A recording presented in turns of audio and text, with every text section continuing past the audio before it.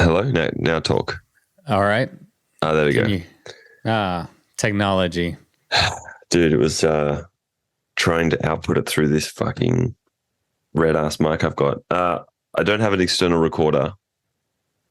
Well, I do, but it won't, the power thing's broken on it.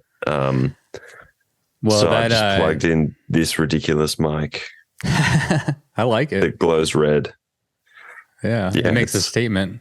It It does. glows red. It's not Dude, look at red. it. It's like that's a light. I Like fucking like that. You're showing me up. the HyperX. Oh fuck, man. HyperX. Yeah, I don't even know I'm how I taking it got this, but dude, I have it. That's I awesome. think it's like a gaming mic, It looks like a gaming mic. It right? looks like it should come with one of those consoles that completely lights up and you shut yourself in a dark room for days on end, probably Yeah. wearing a diaper so you never have to leave the Never have to computer leave. screen. Is this Exactly. your alter ego? Is this what we need to know about you? Dude, I wish I had like a quirk like that, but no, I don't. It'd be That's funny not my, because it would be. it would be funny. My last guest on the podcast was Sophie On, and coincidentally, the first topic we discussed was his gaming. Yeah, right. Yeah, I don't know if you listened to that one, so it would have been pretty funny if we started this one off with some gaming talk as well. Dude, yeah. No, I mean the last video game that I really got into was probably Metal Gear Solid, like the original Metal Gear Solid, which is I've got to be never like, played it. Is it like a 20 first-person shooter? yeah, it's like exactly, and you sort of got to solve the kind of storyline, I guess. But it was, yeah, that's probably over 2 decades ago now. Jesus. They can be addictive. It's something I've kind of intentionally not pursued because I have an addictive personality, and I used to play Call of Duty with some friends, and it can really like take over your life. And so I kind of intentionally avoid the games. My kids have a Nintendo Switch. And I do like to play Need for Speed with them sometimes. That's a good time. I'm a big fan of Need for Speed, but I guess like editing's kind of like gaming in a sense. Oh fuck that! You know, I mean, like it's because you do. I just get obsessed, and I'll just be attached like to the computer for like weeks, and it's just you're sort of gamifying like an experience in a way. And you're trying to like win the puzzle, or like complete the puzzle but it's even more than that, I guess, because it's not just completing it, but it's completing it in the like most beautiful way or the most effective way. right. So it's sort of the same thing. I feel like I could see how I would also get addicted to gaming because you just lock in. Yeah. The difference is whenever you finish editing a project, you have something that you created to show for sure. it. Yeah. So there's like an extra bonus there where you can like showcase it to the world. It makes me wonder. It makes me wonder how much of your day-to-day life are you in the editing bay on a day-to-day basis? I mean, that really depends, honestly. Everything that I work on is, well, basically everything that I work on, I'll see from like creation of the project or like the concept all the way through the edit. And so, I'll be involved. If I'm not the main editor, I'm always involved in the edit at some point from a hands-on point of view. And so, yeah, that really depends. Maybe like 60% of my time, quite a lot of time, like if I'm not shooting, then I'm in post and that's usually, that usually runs straight, like one project runs into the other, or has been. So it's sort of like 60 or so percent, maybe 70% in the edit, and then the other 30 out there shooting. I struggle. I was surprised to hear you say that because, man, editing is like, I loathe it at this point, 5 years into editing a podcast. But what I'm thinking is maybe a part of it is you're not editing yourself the whole time. I know you used to do a podcast, and maybe you still will pick that up, but something about editing yourself all the time, you're either show prepping and getting ready and then talking for hours, and then the editing process, you're just listening to yourself over and over and over again. And it's I dreadful. remember cutting the first thereabouts a decade ago now, and that was my first experience of editing myself on screen, and that was like very challenging. It was such a strange experience. And then I did the same, and I was like, that's kind of why I didn't want to, really feature in anything or be on camera. It was because you just look at yourself and you're like, I'm an idiot, the whole time. But at some point, for me at least, I just like got past that bit, and I could be somewhat objective about myself on screen. If not slightly more harsh, but I wasn't like I was when I first watched it. I was like, this, I'm an idiot. Like, why would anyone want to watch this? You just feel like such a fool. Or at least I did. So yeah, there is an element of not, I guess, because you're not doing yourself. But I kind of am at a point now where it's just, I'm pretty good at just being like, it's characters on screen. Even when it's Lockie, I'm not watching him and being like, how can I make him look the best or sort of come across in the nicest way? It's always like, for me, I'm always, it's always like, what's going to serve the story best? What's the most? And sometimes that's, I'll often get to the end of something and I'm like, wait, have I made this, my brother, this person that I love, have I made them look like an asshole, or like, are they an asshole? And, sort of like sometimes you have this moment of fear where you're like, wait, I've just sent out a version of this for them to review. And I'm like, have I even considered what they're going to think about how they come across in this? And so when I feel that way, I kind of like, well, I've done my job the right way, as opposed to.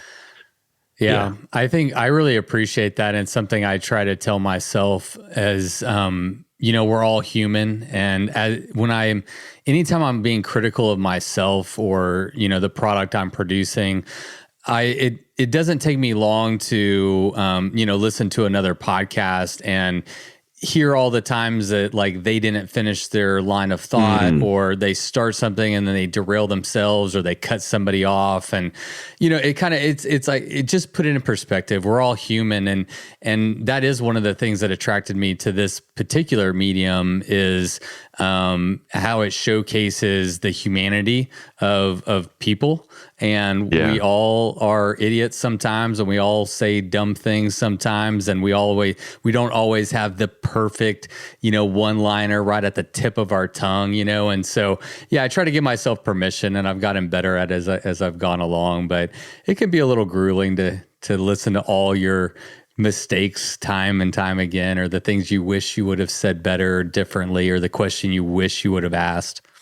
Yeah, well, I think that's interesting you say that, because, as human beings, we think in like in an arc, in a complete sort of contained thought or, idea or concept. And that's how we remember things. That's why we're attracted so well to story. And when we tell stories in a podcast or on screen, there's sort of somewhat of a structure in that there's a beginning, a middle, and an end. And at the end of the story, there's some sort of resolution, but we don't actually talk in that way. And our daily lives don't actually go in that way. It's just the way that we think about them. So when we're listening to a podcast, like, unless you're really listening to see if someone completes a thought or completes a sentence, like, we're doing it for them, in our mind, we're like closing that loop. Right. So I do the same thing. I'm so competitive, and then I'll watch other films incessantly and trying to figure out techniques or see what other people have done. And I'm always like watching and I'm like, damn, like they did that they completed that so much more nicely than I did or would have. And you watch it once and that's the feeling. And then you watch it again and then you start to see, and then you watch it a third time and you start to see like, all right, I get it. I can see it now. Like I can see where edits were made or where things that I, in the first watch sort of seem so much more complete, maybe aren't as necessarily complete. So yeah, I think, we just sort of do that as human beings. Right. And it's good to zoom out and have perspective. And I think the way you put that and that perspective is a perfect way to look at it. Well, from my perspective as a member of the community and a person who just absolutely enjoyed your film. I mean, at this stage, there's quite a lot of media that comes out as it relates to bikepack racing. And I really feel like your film, The Divide, captured that race and Lachlan's experience just fantastically. The cinematography was incredible. The juxtaposition of his cell phone cameras, the wide shots with the music, that matched the scenery just perfectly. I feel like as a viewer, I felt like it really conveyed kind of the solitude, the grueling journey that he went on.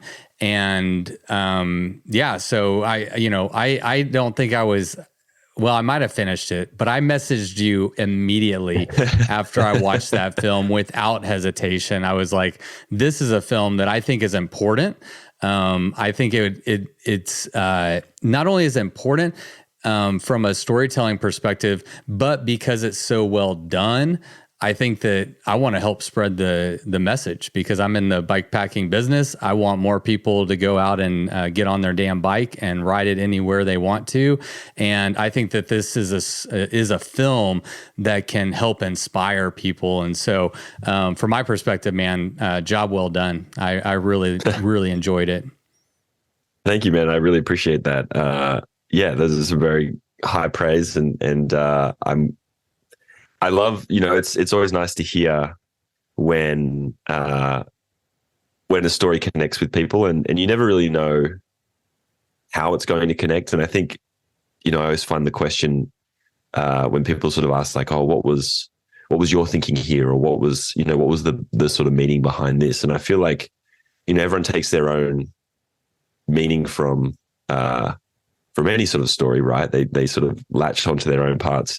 But it's nice to hear people, hear feedback where people do latch onto something within the story. There's something there that they connect with that speaks to them. And I think, this is bike pack racing or ultra endurance sport, is just really, it's so extreme. And it's very difficult to convey. Like, how do you condense 10 days or 12 days, of nonstop, kind of progression towards the finish? How do you convey that in 20 minutes or an hour or, and that's, I've always found that obviously a huge challenge, but also like something that I've wanted to kind of get right. And I don't know that I necessarily am really fully satisfied with the final product of The Divide.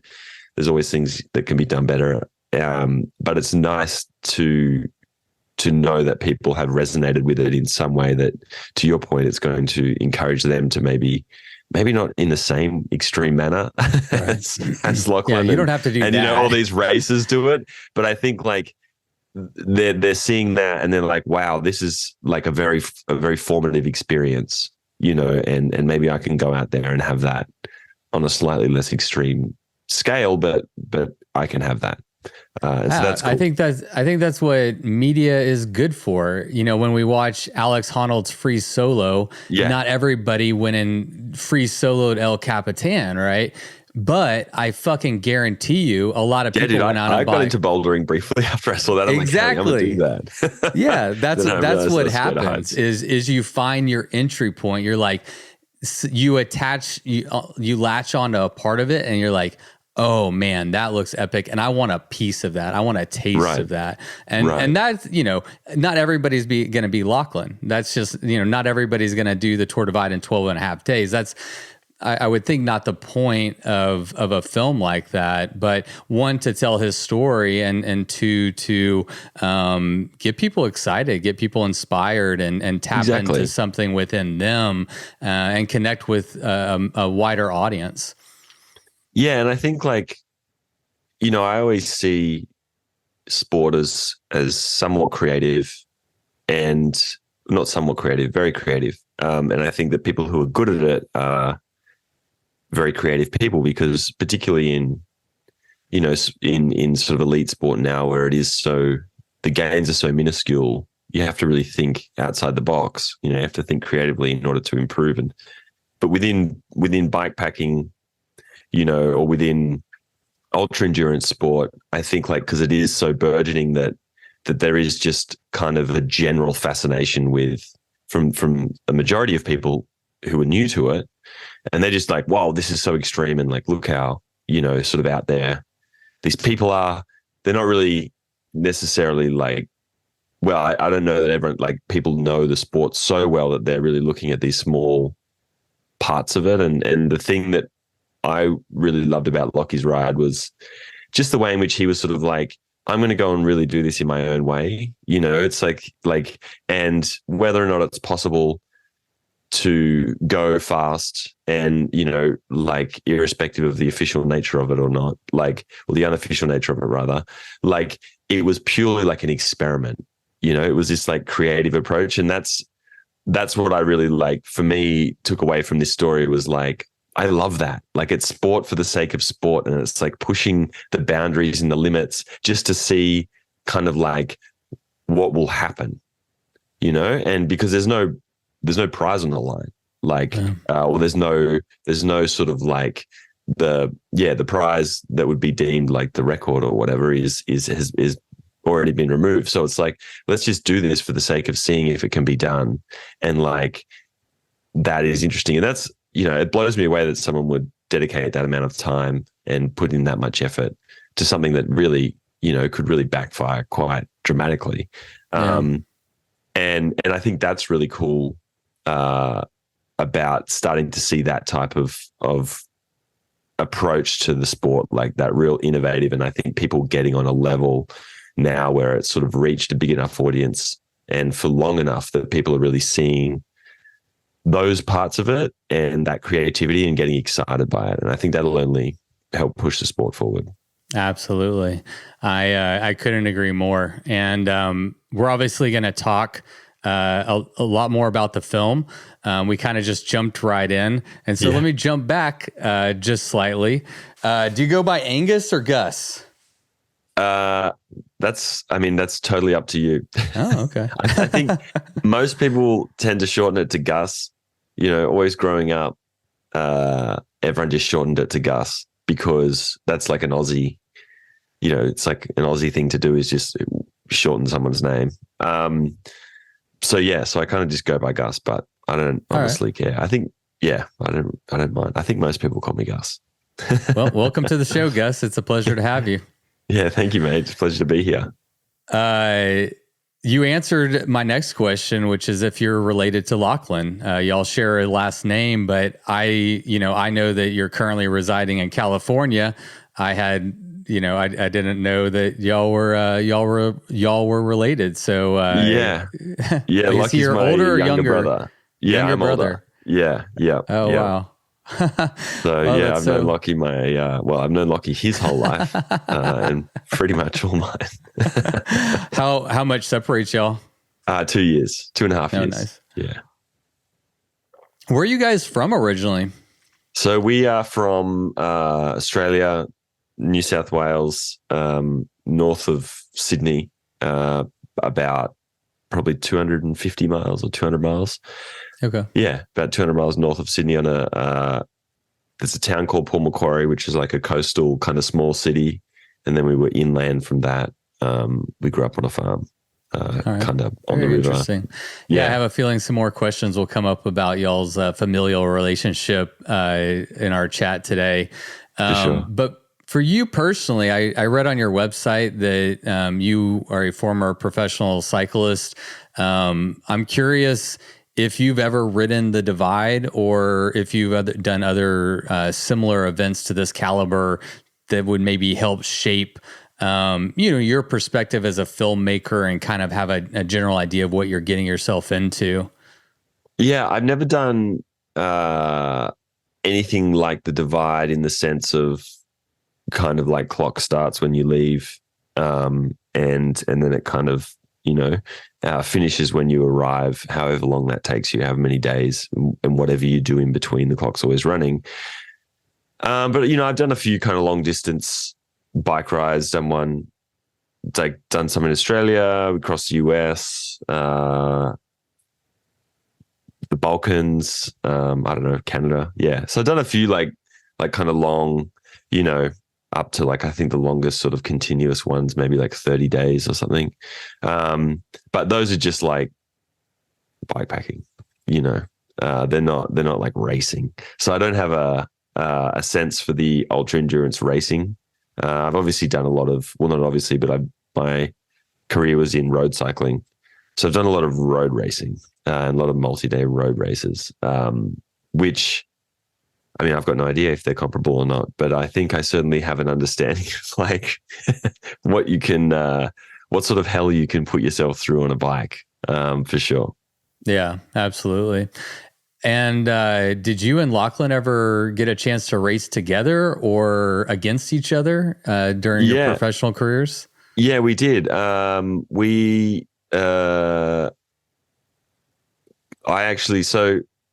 had like a kind of a split up career, but I actually retired at 21, and Lockie had sort of just gone pro, and I'd been pro for about 3 years, and then I stopped at 21, and I was actually supposed to join him over at like the junior Garmin team, and I stopped and then didn't race for, I think, about 4 years or so. And then we kind of did this ride together, and I hadn't touched a bike, and I got going again, and we got training, and he was like, you should race again. And we actually ended up racing on a team here in the US for a couple of years together. And the kind of pinnacle of that was Lockie winning the tour of Utah. He won that, and I was like his sort of final guy in the mountains. So that was like cool. We'd sort of set that as a goal before we came back, was to win like Tour of Colorado or Tour of Utah. So we got to race together for a couple of years, which is really cool. Like, I feel a similar way, and I was actually having this conversation the other day, where I distinctly remember when we finished the final stage of Tour of Utah, and Lockie took back the jersey and won the race. And my parents were there, and we were sitting in the RV after the stage, and there was just a moment of like, oh, this is a real pinnacle of our sporting career. Like if we were to come back and win again here next year, it wouldn't feel the same way. If we were to go to a new team and win something even bigger, like it wouldn't feel the same. This is like a once in a lifetime moment. And I just remember recognizing that and feeling that. And then again, recently, like when Lockie finished the Divide, was the first time since then. It was a real funny moment because, it's just normal. Like I don't know if have you done the Divide? Like you finished down there at Antelope. So at Antelope Wells, there's nothing there, and it was in the middle of the night. I've covered it from a podcasting perspective. Like I've been at the end of the Tour Divide. Yeah. So like how normal, like how sort of underwhelming it is to finish. Like there's no other way to describe it than it's just such a, like, all right, we're done. Like, I guess we just chuck the bikes in the car. Yeah, it's so anticlimactic. Yeah, very anticlimactic. And, but there was a moment then, where we're like finishing packing the car, and, we're just sitting there, and you're like, like, this is it. This is like a real moment in our lives that we will never forget, and that is very significant. And it's awesome to be able to have this moment with my brother. And it's just, I don't know. So like, it's just sort of very,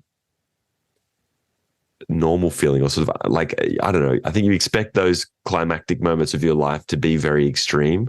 And this was sort of very not extreme. It was just like, all right, I guess we'll stop at Denny's or something, and we've got to book into this hotel, and who's got the route, who's got phone reception to to pull up the map. Like, you're just having these normal conversations, which is sort of funny, because you sort of think that in those sort of moments of your life would just be so much more grand than that. But they're not. And I kind of like that, honestly. There's a beauty in that. I think that's one of the appeals of this type of racing is you do it for yourself. You don't do it for a grandstand and balloons and confetti and champagne and girls in bikinis or whatever at the finish line. You finished to nothing and no one. And I appreciated that in your film. I don't know if I appreciated it, but it stood out to me because I've been at the end of the divide a few times, and it's always shocking at how there really isn't anybody there. How if I wasn't there, there wouldn't be anybody else there. And I'm taking these guys back to Jeffrey Sharp's, place in Hachita. And I was like, okay, certainly someone's going to be there for Lochlan. And nobody was there. There's no one. Yeah. It's like, and I honestly I was wondering, as well as we're sort of going down, I'm like, I wonder if like maybe his wife will show up, or like, if my parents, but I think my parents were out of the country. Anyway, I was wondering if anyone would show up, and no one's there, which is sick. It's crazy. It's really far away. Like, why would you be there? For people who don't know, you have the closest town is 45, 50 minutes away in Hachita, and Hachita is barely a town. You barely call it a town. And you got to go out of your way to be there. But it's interesting.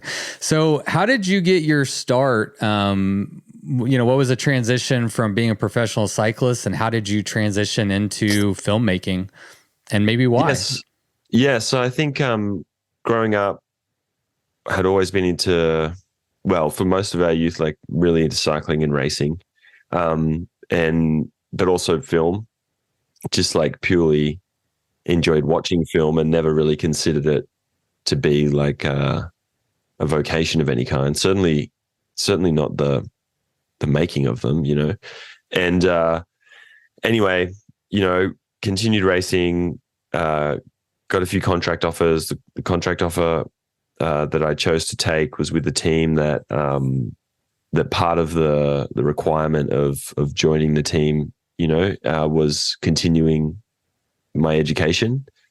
And I was sort of really all in on cycling. I'd been homeschooled for the last few years because I'd missed so much of the school that I didn't meet the like minimum requirements for attendance. So I'd been, expelled from my school because I'd been traveling to race. And so I'd homeschooled and was really just was hell bent on being a cyclist, and kind of that's all I was going to be.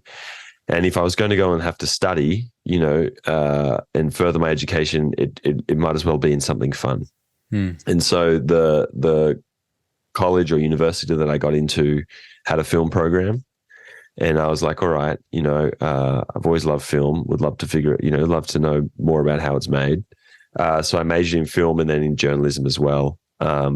Just because I think through traveling so much for sport, I just had a very strong interest in kind of the human interest story and the kind of current affairs of the world. And honestly, I probably sort of thought or saw more of a direct path for the journalism side of things over the filmmaking initially. And then once I got studying and I was racing, and racing was I kept getting sick or injured, and I started to lose interest in the racing side of things and became more interested in the characters that I were meeting, on the side of the road in Qatar or in Taiwan or Malaysia or Europe or wherever, like these faraway places that we'd get the opportunity to race. And so I sort of became very much interested in documentary filmmaking. When my contract was up, I sort of was like, what am I doing? I hate this sport. I've sort of, in my mind, I'd failed at it.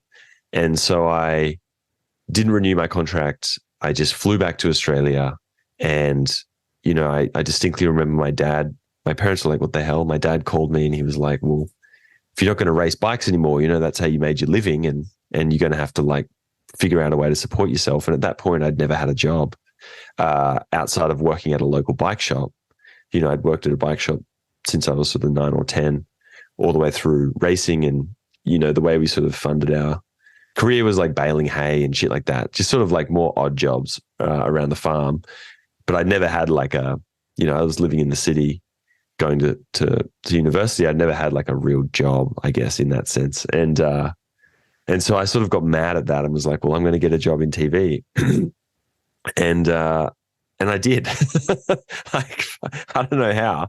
A lot of luck and a lot of persistence, but I got a job with a production company that was shooting a documentary, and that job sort of turned from being an intern for a few weeks into an 18-month gig that ran whilst I was studying. And I ended up, working, shooting and interviewing and kind of actually, making part of this TV show. Just, I think by virtue of the show was really super low budget, and I was just the only person who had been there since the very beginning. But that taught me a lot. I got this real rapid kind of course in sort of shooting and how post-production worked and kind of all of that, like a practical version, but running alongside the kind of theoretical version that I was learning in college. So that was sort of, that was kind of the transition. And then I, went from there into scripted comedy, like sketch comedy stuff. I've sort of figured out after doing a lot of doc or working in doc for a couple of years that I hated I hated how imperfect real life was. And so I was like, I want to go into scripted, because we can just sort of like fix all of these little, people would say the most amazing things bar one word. I mean, you would know this when you're editing podcasts or you're listening to someone talking, like, if they had just completed that, they'd have just said one more thing, that would be amazing. It'd be a profound thought. And so I moved across into scripted and was directing a TV show in Australia when Lockie called me and was like, let's do this bikepacking ride. And, bikepacking to me at that point in time was for like people in their mid-50s, like German cyclo tourists, like these daggy bikes with daggy bags, and they just sort of putted around. Like I didn't have any concept of it. And anyway, we went on this ride and had this experience, and that brought me back to racing. And then I raced, and through my racing experience, I was like, all right, if the focus or the pinnacle of the sport in the broader public's eyes is the Tour de France, it's sort of seen as like that's kind of the most elite or kind of perfect version of the sport, for lack of a better word. I would sort of very harshly disagree with that. And in my mind, sport should be something that moves the world forward. And my experience within the professional cycling world, and it was something that I didn't see it benefiting the world in any way, but I saw all these other versions of it, and I'd experienced all these other versions of the sport. So I kind of like leaving racing in 2017 was my final year. I sort of made it my mission to advance and tell stories and make films about these other facets of cycling, in the effort that, the world would become more interested in bikepacking and traveling by bike and these other ways in which you can engage with the bike than they would with the Tour de France, and with seeing it as sort of almost exclusively either a means of transport or a means of competition, and so that's kind of what's led me to here. Honestly, I just sort of started doing that, and then still doing it. Yeah, you and I, we dipped our toe in this same pond about the same time. I started my podcast in 2018, and I think we've both probably been the benefactor of, to your point, a cycling community and an awareness of different modalities of riding your bike, and really the potential therein that has kind of been not as well known. Certainly bikepack racing has been going on for a while, but has been lacking a lot of the limelight and people kind of showing a focus on it. And so it's a good thing. It's a good thing we're here, right? Yeah, exactly. And I think exactly. And I think, it's nice to be be able to like tell these stories or be involved in like a burgeoning section of the sport where I think maybe because there isn't so much awareness about it, people are willing to like, and brands and whatever are willing to support these projects and not really like have an input because no one really has a point of view. Whereas like if we're to go and that's changing a little bit now. But at first it was just like, do whatever you want because we don't even understand what the hell's going on. And so true. And that's cool because it allows like a freedom and an honesty to take over. And if I think about the way in which I approached this subject back then, back like 5-6 years ago, it was very like from the heart only. And like, I'm just doing what feels good and it's all about just like kind of trying to flip the script and really just change the point of view. And so like, and that was sort of, I think, emblematic of my work at that point in time as well. But I think there was something really nice about being like that at that point in time, because it allowed, to kind of tell these stories in these really strange ways, maybe that I think engages with people, or just really like, I think just open people's eyes up to, or maybe helped open people's eyes up to like all of these different ways in which you can participate, which at the end of the day, you can do it in any way you want. And I think that's the point. Amen. Ultimately is like, it doesn't have to be ultra endurance racing. It doesn't have to be criterium racing or time trialing or whatever. It doesn't even have to be commuting. Like you can sort of do it in whichever way you want. And it's one thing to like say that to people because it's kind of a pithy sentiment. You can do whatever you want. Right. Like, yeah. But like, what does that even mean? And then it's like, well, if you show someone a certain way of doing it, well, then it's like you're only showing them that way. If you're telling a story about one way of riding a bike, people are going to be like, well, you've excluded it. That's at the expense of all other ways of riding a bike. And that's true if you just look at it in that way. So it's not an easy thing to convey. Like, and I think in my mind, it was like, well, what are just like really wacky ways of riding, or like what are ways that sort of, they're not, you almost wouldn't even consider them the point of the activity to be the riding. It's like this other part of the experience that the riding like helps you get to. And that's kind of like, I think what drove me and like drove me early on was like, how can we sort of get people to look past the sort of modality of the riding and see the experience. And I don't know if that was successful or not, but I think that was definitely like initially the big drive for me is like, how can we open people's eyes to sort of not, I guess like, how can we open people's experience up and for them to kind of be emboldened to be like, I have this way that I've never seen anyone else participate in this thing, and I'm going to do it that way. Right. That's open like up some hearts and minds, open them up. Yeah. Ideally. So we're media, and you're probably aware that in the bikepack space, in this ultra endurance space, especially with the Tour Divide, there's been controversy surrounding media on the Tour Divide. You address it at the very beginning of your film, and I think we should address it kind of towards the beginning of this podcast as well. So as a starting point, for anyone who doesn't know, what is the official rule as it pertains to doing an ITT or a group start on the Tour Divide as it relates to media and film crews? I don't know what the official rule is. I just basically know that like any individual, an individual isn't allowed like individualized media coverage, and I think that's what the rule is. But basically, like if Lochlan's to turn up on the start line, if there's someone there that's covering all of the other people as well as Lochlan, that's fine. But if it's just me in the way that we did it, that's just covering Lochlan, that's considered like some level of assistance, and so therefore like it would invalidate the time as it pertains to the record. Yeah. Which is, that's fine.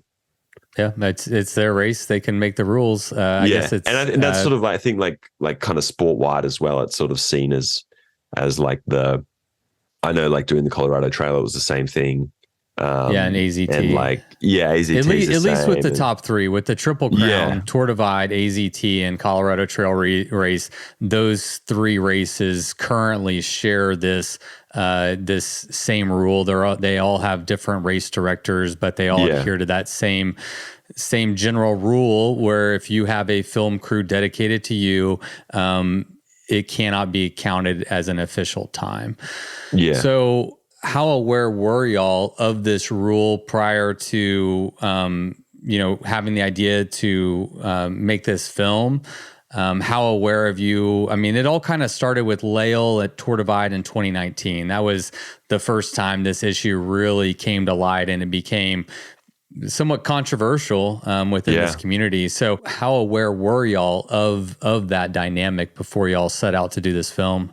Very aware. Like I shot a film about Lael on the Tour Divide in 2021, and we were aware of it then. I was aware of it in 2019, and then every ultra since then that I've been involved in. So like Lockie's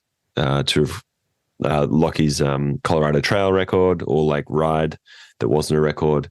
So we've been super aware of them. And like in terms of, I know with in all of my experiences with Lael and with Lockie, it's always been like, that's fine if it's not counted. And that's sort of been a thing that's been expressed beforehand. Like I know, like with Lockie before the Colorado Trail, like there was a conversation he had with the dude who runs the trail, organizes the event, where he was like, Lockie was like, I'll be on the route and you will no doubt hear about it. But this is by no means a record. And I think that dude's response was like, well, you're not allowed to have the record. Which was sort of like typical. And then with the Tour Divide, I think it was obviously already stated like before he left as well. And he doesn't care. I mean, he was like, I don't care, I think, the thing that is really sad about all of this is like that people get so upset about it, having not understood necessarily the whole, and that's whatever, we all react to things on face value, and people feel very passionate about this sport, whether that's misguided or not. I'm not being the judge. But I think for these athletes, I've seen the very real world impact on Lockie and on Lael and on Lael's wife, Rue, like of this just crazy stuff that people say and come out and say, and it's like, what?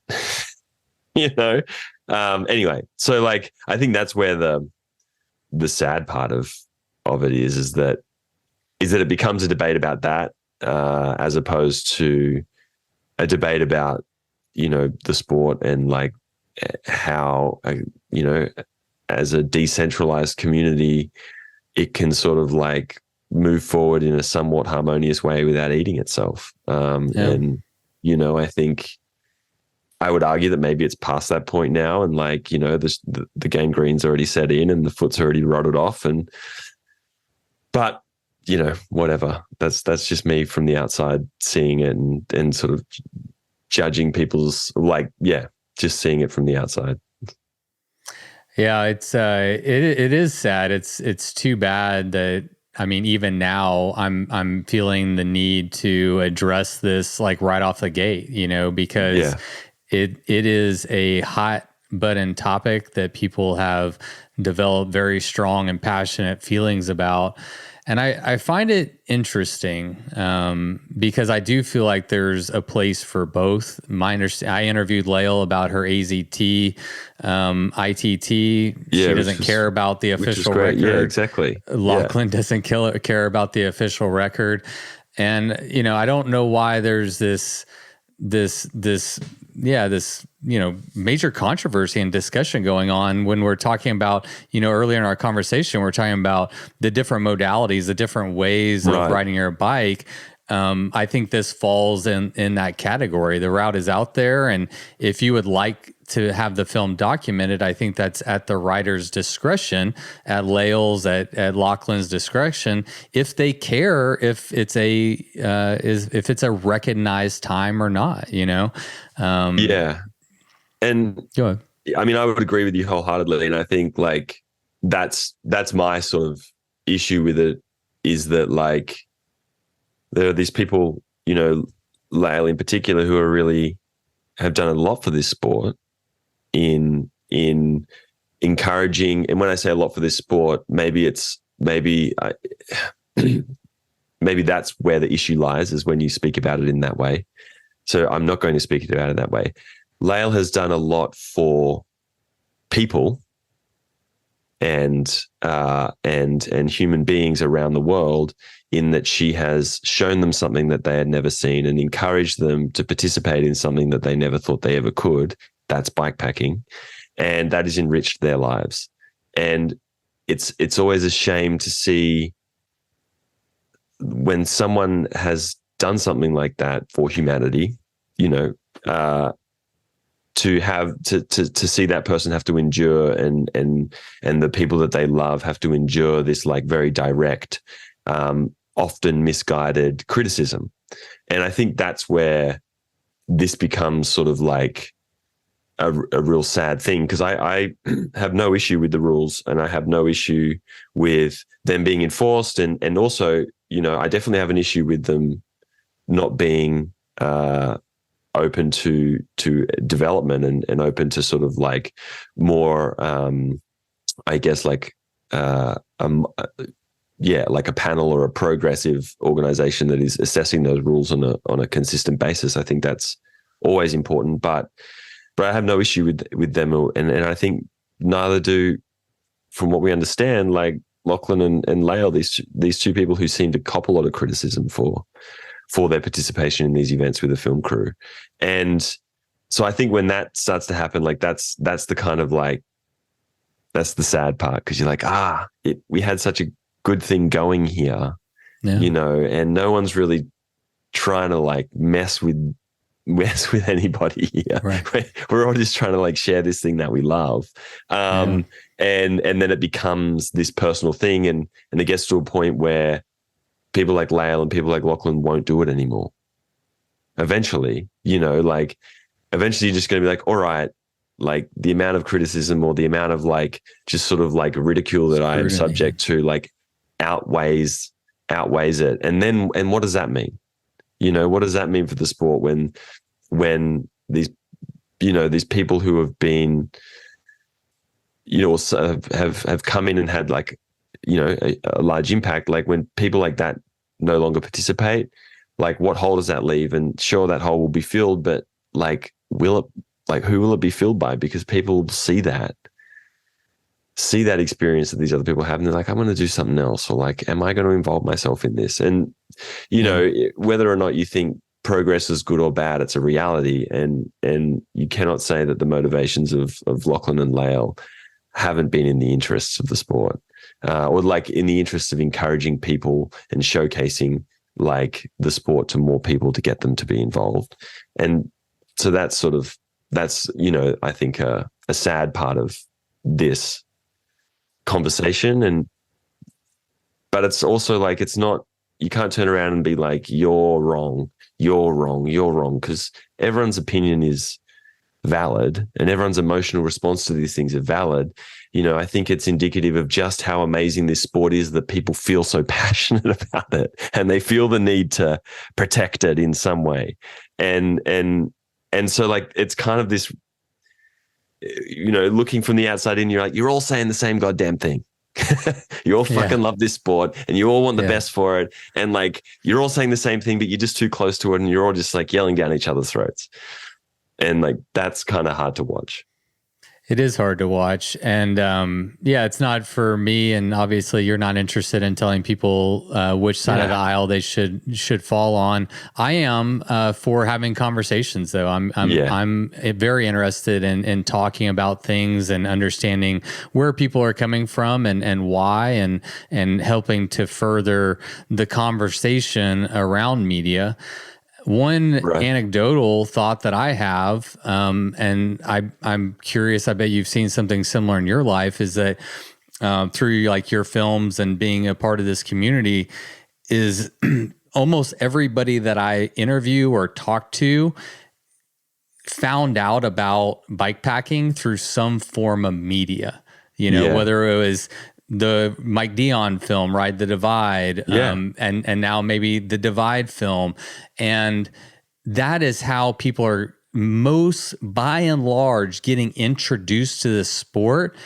And aren't we better as a community of cyclists who are passionate about this with more of us?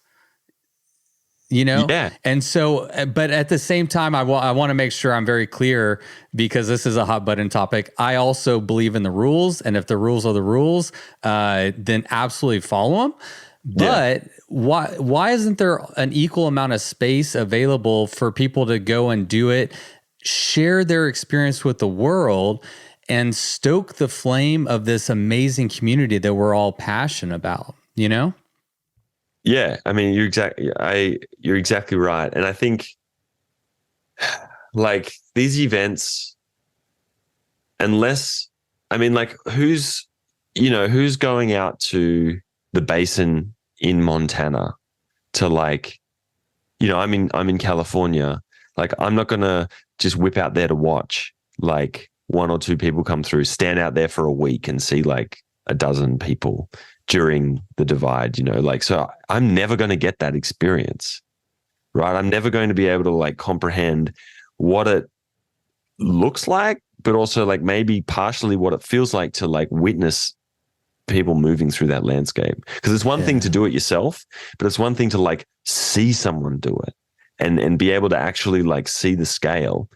And so I think like by large, the nature of these events is they are so remote and they are so grand that it's impossible to like spectate them. And so that it makes sense that like most people become aware of them and really get hooked on them because of the media that is surrounding them. So I think like, I think it's, I mean, I always look at this just from a storytelling point of view, particularly nowadays. And I think there's just so many good stories in this sport, just from an entertainment point of view. And that gets me excited on it, as someone who's ridden their bike their entire life in all sorts of different ways. And it's been my job, for the better part of, like 15, like 17 years or something. And these are like, it's these stories now that are the thing that get me excited about it, like, cause just knowing that it's there isn't the thing that gets me excited now. Like when I see these people and these characters and these experiences, I'm like, oh, it reminds me, and it draws that excitement back out in me. I'll go months without writing, and then I'll work on a project, or I'll, see something, I'll watch like a film or something, and it gets me psyched again, and then I'm back out on the bike and I'm riding again, because it's like, So that's so well said. You go to a dinner table with your friends that aren't familiar with this sport, and you tell them about this race that goes from Banff to Antelope Wells along the Continental Divide. It's all off road. You got to carry all your own shit.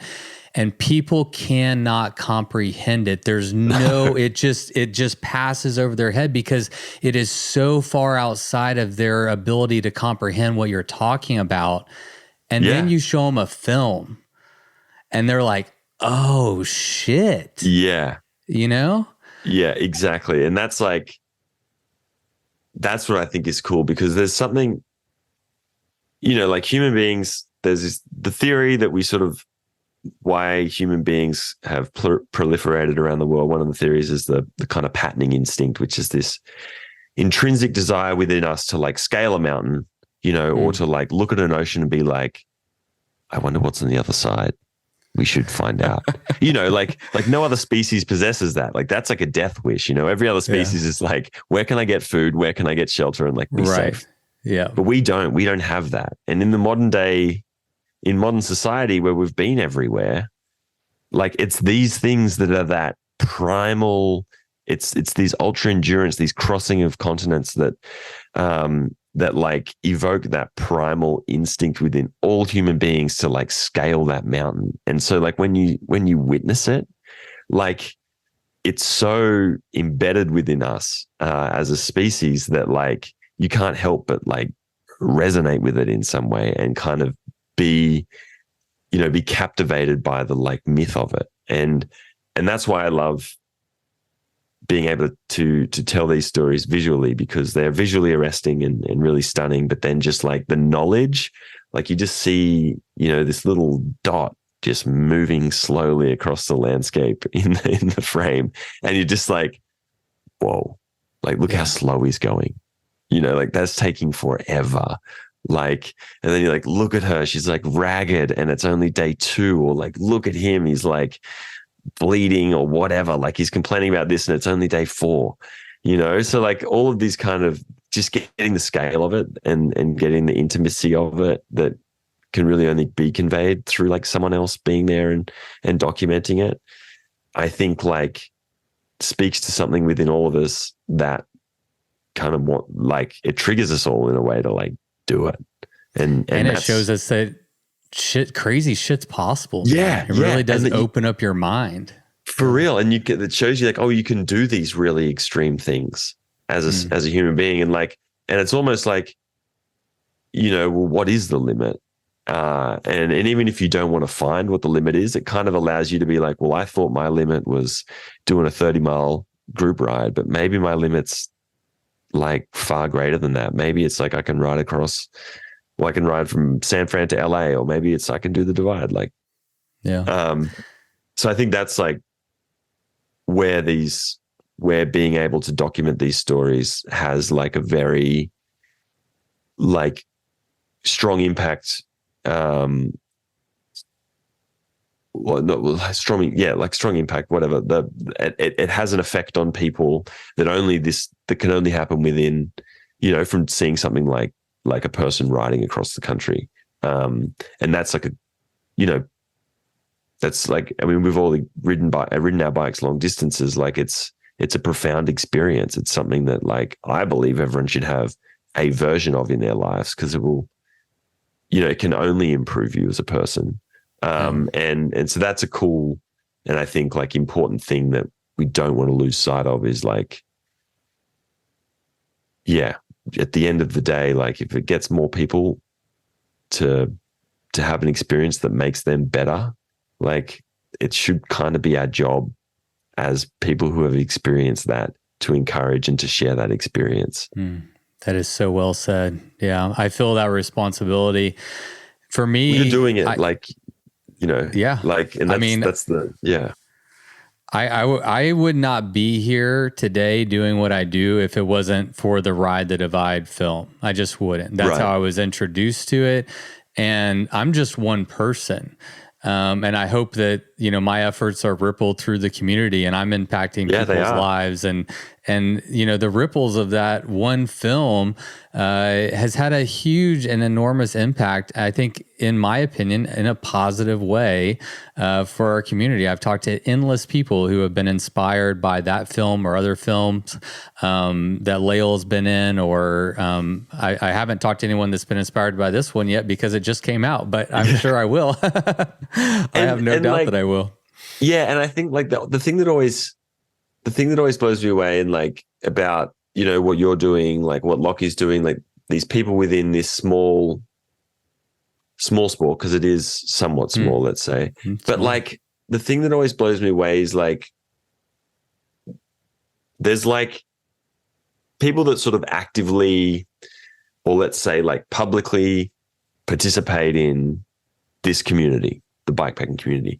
But there's like a crazy amount of people one step removed that like dip their toe in, or they're not like hardcore in it, but they will somehow come across like a Leo Wilcox story somewhere, like on REI or like whatever, like YouTube algorithm, and they don't go any further than that, right? Like they just have that one experience with it, but then they go out and they do their own ride or they do their own sort of thing, and that.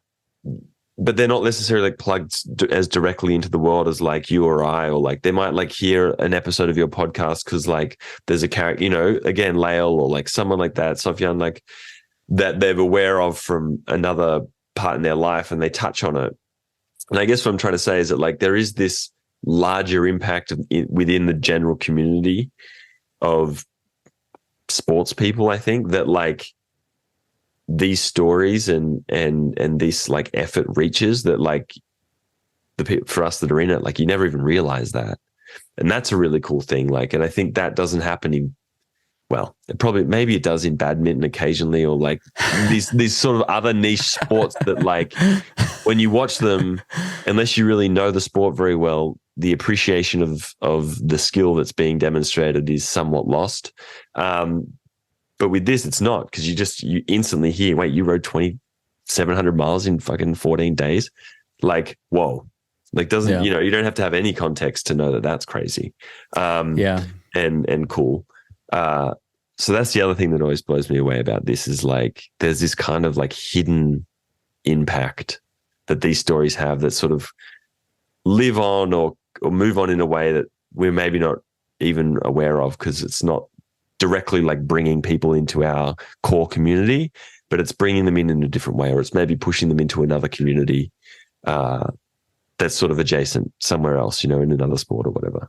Yeah, I mean, you know, to internalize that, I'll reference Alex Honnold again, and I'm not a rock climber. I'm not a big fan of heights.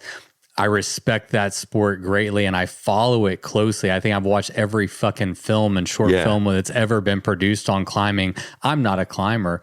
My screen, whatever thing, my backdrop, my wallpaper on my desktop for years was Alex Honnold as he was sitting on that ledge of the wall, you know, just freaking the fuck out, you know, before he kept going. And I had a little caption that I wrote on it. It said, "So what will you do today?"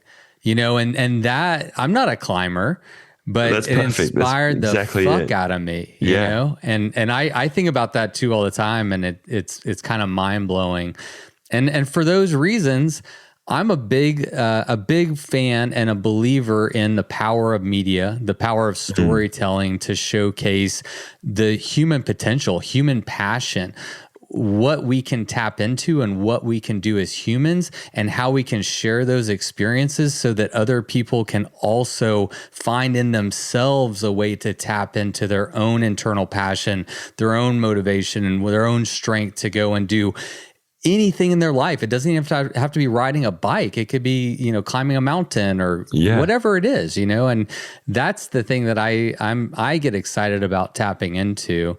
And I also believe in following the rules. So just be clear. No, exactly right. And that's like, but I guess my feeling about all of this is that these are two very separate things, but they've sort of somehow become, unfortunately, somehow become blended, and unfortunately, and a bit enmeshed and a bit entangled.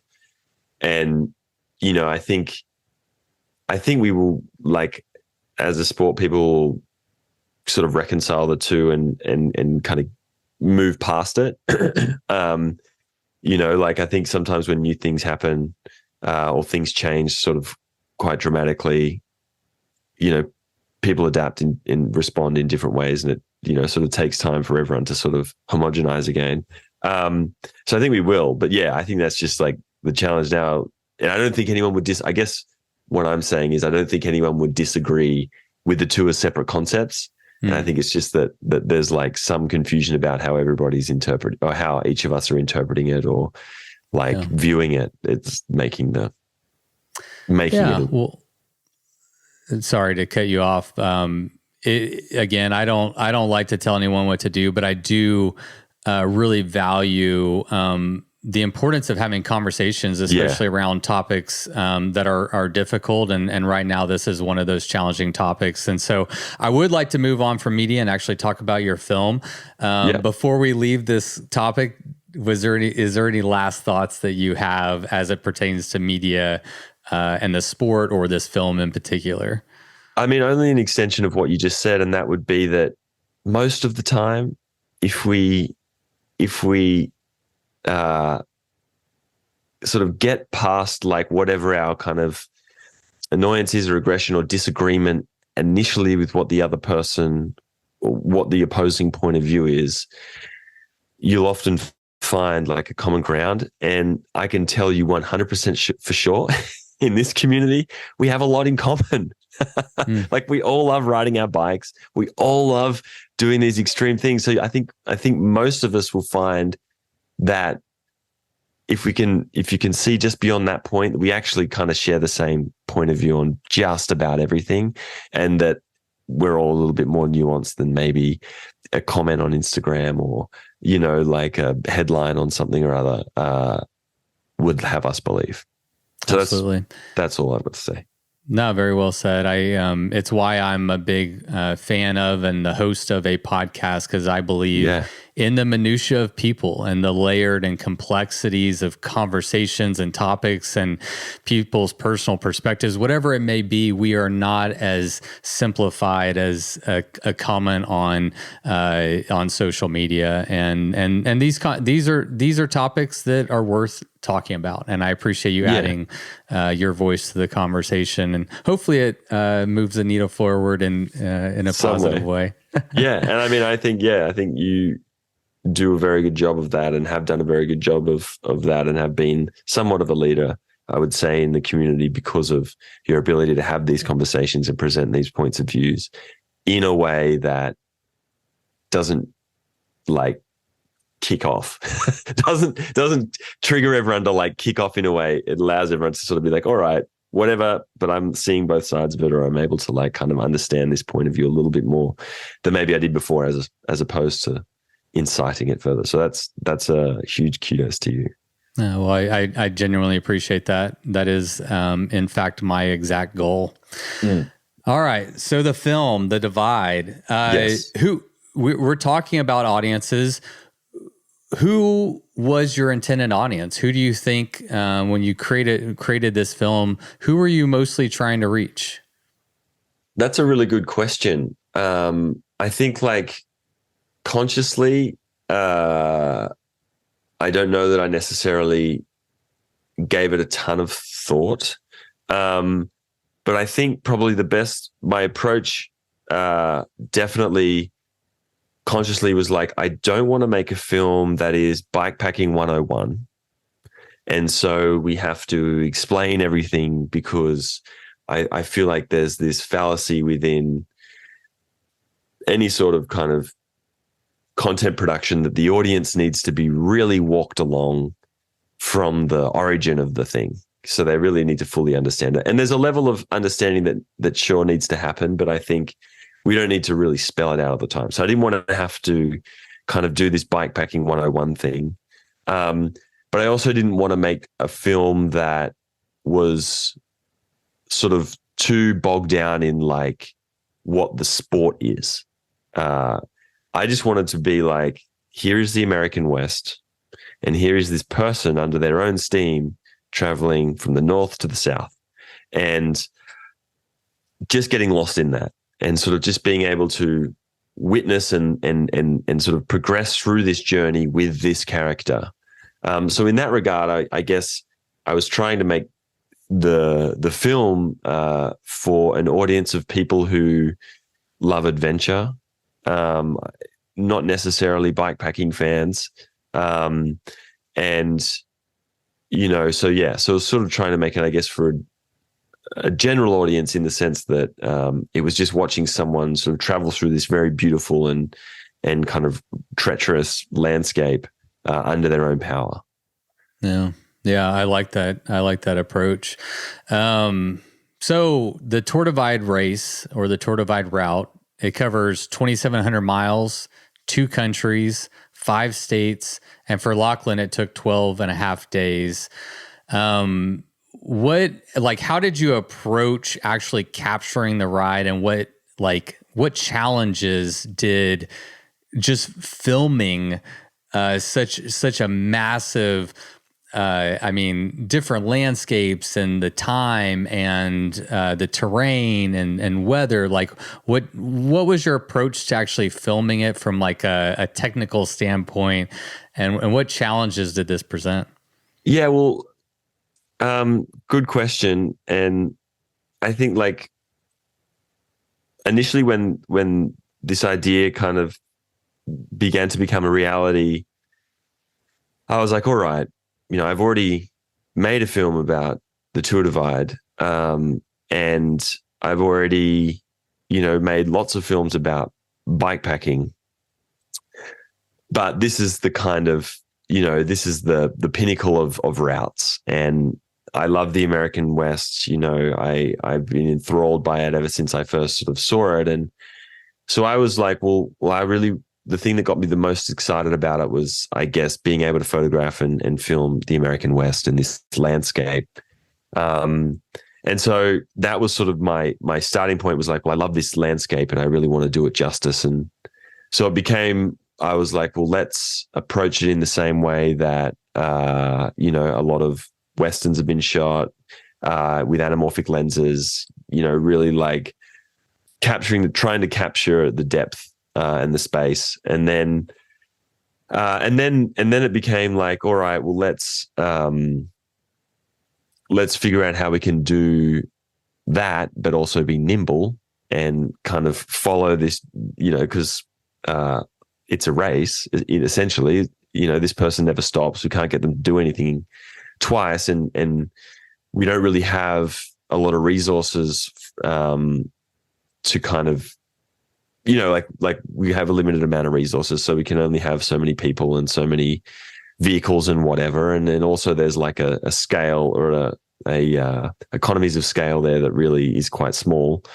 And so it then became like, well, what can be the most sort of cinematic way that we can capture this and guarantee that we get a film out of it in the end? And so from there, it was, like I said, it was anamorphic lenses to capture the depth and the scope of the landscape. And then it was, all right, well, let's see if we can bring like a little jib arm, like crane. And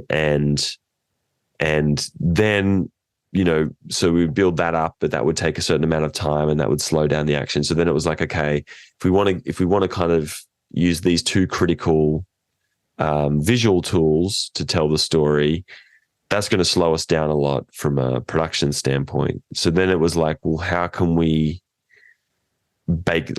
factor that into the story? So then it became about these big sweeping landscape shots, like slowing the pace of the film down, finding and thinking about framing that allowed us to kind of tell a complete story within 1 or 2 shots versus having to have lots of coverage in order to showcase a landscape or in order to, demonstrate the scope or the gravity of a situation. And so it sort of became really about, all right, we can go slow, but we really have to think about every shot that we're getting because we are so slow, we're only going to have so many opportunities. And then the challenge became, he was going a lot faster than I thought. He was going about 20% faster than I anticipated. And that, even though you're in a car and all of this, the first few days we were playing catch up. It was like, we have to move a lot faster than we thought. We're going to actually have to lose 1 or 2 shots a day. And not that we were even that planned, but just generally speaking, it's like, all right, we're going to have to kind of cut back our expectation here in order to make sure we still continue to get the quality that we want. And so that, I think, once all of that was established, the big challenges became, one, having the confidence that only getting sort of 6 shots a day was enough, and being like, this is enough to tell the story. And that it is from a technical standpoint, but you're also just like, the temptation to kind of just get more for the sake of being like, well, we've shot a ton today, so there's got to be something in there. Right. So I think that was a big challenge, was just having the confidence to like back yourself and be like, no, we're going to really make sure we're just going to go until we find a spot that's going to get us the shot that we need right now, and like thinking about that. And then the other one, of course, is just like safety, I guess. You know, fortunately, Lockie was sleeping 6 hours a night, so that allowed us to have, you know, maybe 3 or 4 hours of sleep a night. But that's still not a lot. That's not a lot of sleep, and you have to kind of do quite a bit of work surrounding just being able to shoot, and so it was just the challenge was like not getting carried away with trying to match Lochlan on, okay, be there from the moment he wakes up, or like, you know, be nearby, and then getting these shots throughout the entire day. It was sort of like, all right, we've got 12 days of this. We need to slow down. You know, we need to pace ourselves so we don't burn out. So that was a real big challenge, because, you know, the temptation's always there, and you get caught up in, it is really beautiful, and you know, you're trying to get the best light, and the best light happens at each end of the day. And so that was a big challenge. And then I just say general, like accessibility. The route's quite accessible if you're to compare it to the Colorado Trail, for example. But like there was one night there where we actually got stuck. Like we got the truck stuck on the side of the mountain in this super steep section. We had to like sleep up there on the side of the mountain. Nice. And then in the basin, when it rains, like everyone knows about the peanut butter mud, and cars are very, very equally susceptible to that. And there was a few moments, you know, just before we entered the basin, there was a random dude in a gator on the side of the road, and we're like, is it safe for us to drive through here? You know, because it had just been raining. And he's like, yeah. A couple guys got out here earlier this morning. And we're like, all right. And then like you start driving and the car starts sliding up the road. And you're like, how much earlier this morning did this guy get off there? And like, and then so there's like quite a few moments like that where just like the general level of stress of being like, you know, we're going to get stuck here. And what would that mean for the production, you know, because Locke's not going to stop. And then of course, for me personally, watching Lockie go into these really dangerous situations and not being able to do anything about it, you know, and almost knowing that he was going into making a bad decision, not almost, fully knowing. You're like, oh yeah, he's like making the wrong choice right now. And you just got to sit there and watch him do it. And that was really hard, and something I didn't expect to be hard beforehand, because like I sort of had, for the most part, anytime I've worked with him and anytime I work with anyone, it's story first, and that's the priority, and their own safety and whatever's their responsibility. And that's one thing when it's not your sibling that's doing it, but then when you're watching, you know, your younger brother do something, that really came in a few times where I was like, you know, like you wouldn't be there, and there would be a storm, or there would be, you know, you'd see him ride off into somewhere, and you're just like, all right, and you see him go, and then 10 minutes later, you're like, what the fuck did I just do? I should, like, this isn't worth it. Yeah. You know, is it worth it? Like, what if something happens? Like, what's the point? I should have stopped him, you know? He's tired. He's not thinking clearly. He's calorie deficient. I should stop him. Yeah. And there was a lot of that for me where I really had to, you know, and this is kind of maybe a bit fucked up, but I really had to be like, all right, it's up to him. And like, if something happens, you know, we'll know because he'll stop moving on the tracker, and, you know, like we can call for help. And for the most part, it's not that remote. So there's always people around, you know, so like you just had to trust that, and then just sort of trust that, like, you know, if it comes to that, well, it comes to that, and we'll be there. But if it doesn't come to that, and we were to step in or to fuck this thing up, like, it would be, the repercussions would be far more, you know, kind of grand in a sense of things. So like, I was always like, all right, I'm just going to have to like, just suck it up and like, kind of like, you know, withhold that, or like kind of not display any of that worry, or at least to, you know, outwardly outside of, you know, the crew. So yeah, that was another sort of surprising challenge. Yeah, let's dig in there just slightly. What made it in the film was that storm, and was it in Wyoming? Yeah, it was in Wyoming. Just a ruthless lightning storm, high winds. You could feel the drama through the screen. Was that the most gnarly, scariest situation, or were there others that didn't make it into the film? Like, what was the scariest I would situation, at least from your perspective? I would say, actually, there was one that for sure, that stretch, because the weather had been really unpredictable, over the day leading up to that, and then he'd had this conversation, which is in the film, where they're looking at the map, and the lady's like, it's saying only 10% chance of rain.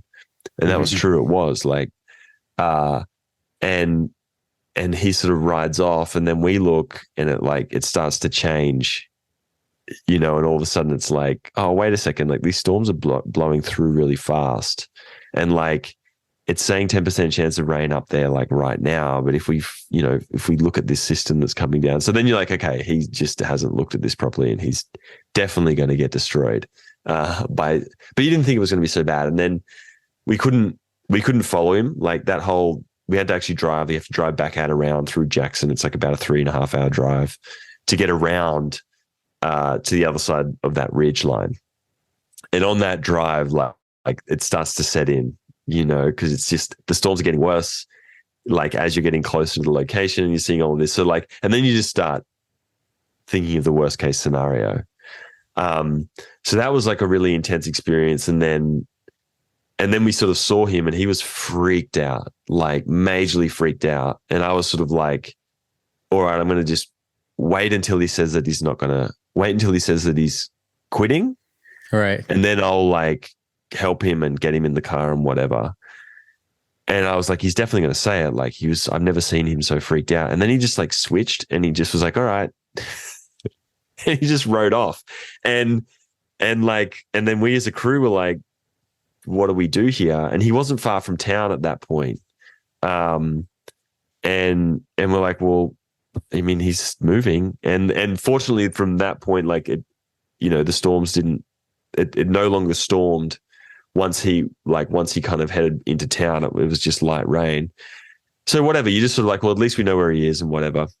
We sort of would go ahead and wait for him, and you could see the dot moving. But then the following day, like we woke up, and it was like torrential rain again. And it was kind of one of those things, like, this can't be possible. And then again, like he stopped, and we had to drive quite far to reach him. And like, he's been stopped for a while, and then you start freaking out. And that was when he was in the bathroom, which is in the film.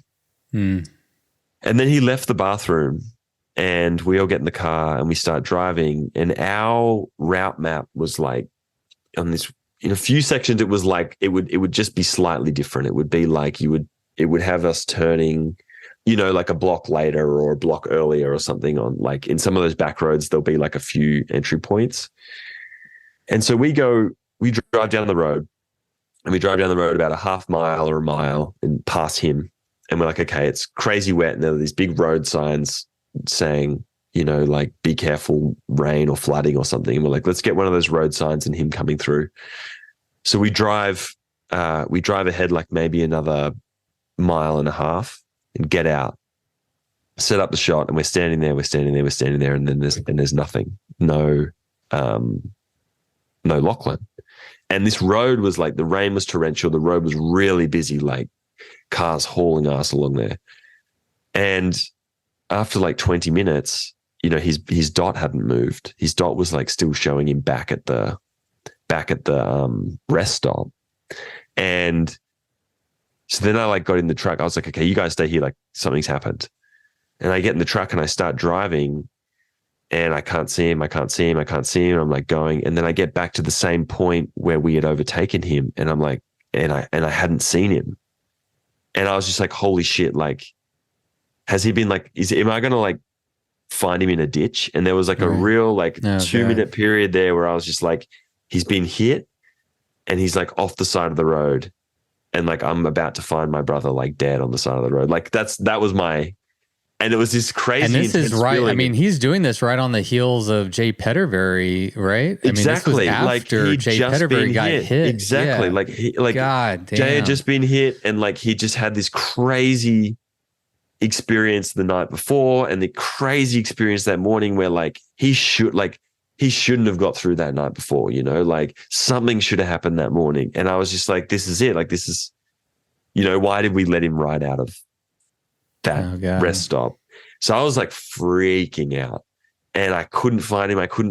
And then I was like, I'd like turned around and I was driving, and then I guess I'd gotten at some point in that 1 mile stretch, like my phone had gotten cell reception and updated his tracker, and it had like, you know, I had the little red line on my phone where the route was, and it had him just in.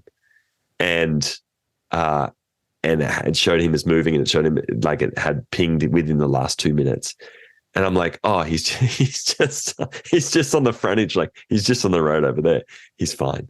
And like, but it was just the intense, like I had a real major freak out. And then I drove back to the guys and like got them in the car, and I'm like, he's actually just there's another road, like, you know, like 500 yards in that paddock, and he's just on that. Man. And so anyway, so then we like, you know, then you continue on.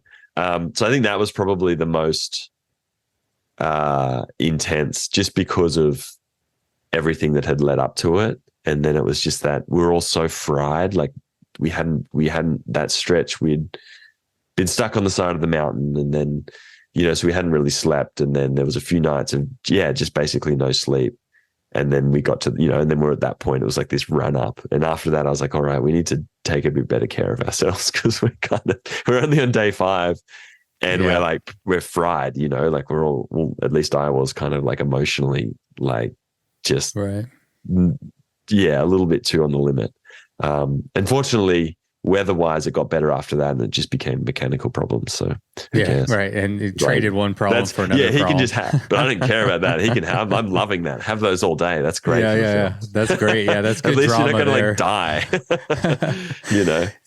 Yeah, man. Yeah, that's crazy. I really. I guess the word is I appreciated that part of the film, because as a fan, a spectator, and a podcast host, and I talk to these people, and they say, you know, I was in this gnarly storm, and there was lightning all around, and it was fucking crazy and scary, and I was crying in my tent. You know, that show, you could the intensity and the scariness of the situation was palpable. You know, it was palpable, and I felt that. I'm like, oh fuck, stop, Lochlan. You know, I through the screen, I'm like, okay, get in the car, buddy.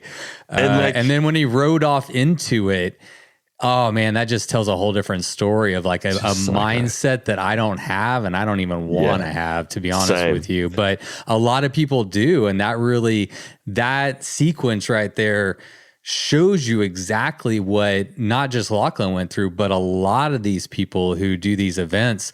When you're out on course for 2-3 weeks, you're going to get caught in some shit, and that showed you, you know. Yeah, and that's like Lockie and I were talking about that after after he finished, and we're like, the thing about it is like that route is going to throw that storm at you, irrespective of when you do it. And it'll be somewhere along the route, there will be something like that is just so like hellish and so beyond the realm of any of your experiences before. That's why the route is just so grueling, and why people have like hold it in such high regard, because at some point, just by virtue of the topography and the length of it, it's going to like rattle you, and there's no way you can be prepared for it. And I think, like, you know, with that sequence, that's what we're trying to convey. And honestly, like, you know, obviously we'd never intended to put the crew in the film. Well, not obviously, but we hadn't intended, but because we weren't there with him, you know, but we were having this genuine freak out. And like, I had no idea that Ryan was filming. He just started filming, I think, because we were sort of all a bit freaked out. And it was only afterwards that like I discovered we had that footage, and I was like, I think this is the way to convey just how helpless like we are, but also like how helpless he is, you know, because you're in the situation. When you're in it, like it's not like you can just be like, stop lightning, you know, or it's not like you can sort of put up like a Faraday cage of some sort that'll like, you know, protect you from it. Like you're just out there and it's just going to go. And that was the same feeling that we had when you're driving along the road and you know that they're over there in that, you know, shitstorm and you're over here and there's nothing you can do. You're just like, well, it's going to be what it is. And there's a waiting. There's like this crazy tense waiting period for it just to end. And so like that's, you know, like we were fortunate. I was fortunate that Ryan shot that so that we were able to at least sort of recreate this mirroring of the feeling. And then to your point, you then see this person and they're rattled and then they just ride off again. Yeah. You know, and they're on the side of the road for all of 2 minutes and then they just go and you're like, something wrong with you. Yeah. Well, yeah, that was a brilliant editorial decision to include that because it was through your anxieties. The film crews, you know, y'all were on the verge of freaking out. It seemed like you're trying to keep it together, but you could feel the intensity. And I think if you don't capture that, you know, you just see Lochlan ride up and it's raining and it's lightning and he goes off. You're like, oh, it's raining and that's a crazy storm and maybe you shouldn't ride in it. But to have that juxtaposition of y'all's reaction to what he's experiencing, and you're in a car, right? You're like, I can't believe he's out there riding in this shit, you know? Yeah. And that's like, you know, I don't know if that makes it worse. But I also think just generally for like what I think makes stories about this sport so fascinating in the same way like climbing and these things is like because it's so visceral. It elicits something within us like, and we're like, oh, I'm in my home watching this and I'm cold. You know, imagine how cold he would have been out there. And that's the feeling you have when you're in the car. You're almost freaking out doubly because you're like, it's intense here and I'm in the car, you know, and I'm dry and I'm warm. Like it must be a million times worse than this outside. So you know, your imagination takes hold and it kind of, I don't know if it doesn't necessarily overblow it, but it just goes in all of these different directions and it's like, and then when you finally get the closure, it's like that relief is like immense, you know, you're like, whoa, like he's fine. Thank God. Like, you know, you nailed it. Yeah, so that's one that you captured. Tell me about a moment, an experience that either you filmed and it was out of focus, or for whatever reason it didn't make the editing, the final cut, or you just missed the shot completely. But tell us something that didn't make the film. That's a good question. I mean, there's lots of moments. It's sort of strange though, because I think like, you know, Lockie's racing. We don't have contact with him when we don't see him. And obviously we talk to him when we see him and that, but he's sort of so in the zone and sort of doing his thing that, you know, we just show up and shoot and then he kind of disappears and like maybe he'll be like, you know, he told lots of stories about like, oh, I saw wolves. And you're like, what? You know, he's like, yeah, there was like a pack of wolves up there, or like there was a bear, or there was some moose, and I think like, so there was like stories like that. And then I guess from a filmmaking point of view, this would probably matter to people, but the amount of times that we set up the crane and we would be like almost done. And you're like, this shot's going to be sick. Like, you know, we're going to do this move and we're still building it up. And then he just rides through. And you're just like, no. Like, and then you're just like, all right, break it down. So there was like lots of those sort of moments. But then for the most part, like in terms of like, there was just like lots of beautiful shots that, weren't in focus, like were maybe misfocused, or like we just couldn't get them to work within the story. Like a lot of that, a lot of gas station moments, like hilarious interactions with the people at the gas station, I think that didn't end up making it. But like for the most part, like because he's just going, we're really only would catch him and then you film with him for a minute and then he's gone to sleep or he's gone on down the road. But he has a lot. Like he has a lot of stories. And we're kind of thinking of maybe doing a version of the film with a commentary where like he'll talk about what had happened, what he was thinking or feeling, or the experience he had just had, like prior to a shot or prior to a moment in the film. And then I can talk about how like we, got that shot and the organization of it. I think that'd be brilliant. Yeah. I know I cover some bike races. I do a little photography, and I really relate to what you were saying. And I was kind of anticipating a similar that answer to some degree, because when you're covering a bike race, there's a lot of logistically that goes into it. One, the spot tracker isn't always accurate. It can stop updating, and so you don't know where they are. And I can't tell you how many times I've set up in a spot and waited for someone to come by, and they were already past me, and I didn't realize it because the spot tracker was off. Or, I've waited in the most epic spot to get the right shot because I've timed it perfectly and the lighting's going to be perfect, and then they stop on the side of the road for a nap or a snack, and then it's nighttime. And you reminded me of something. Okay. We were did exactly that.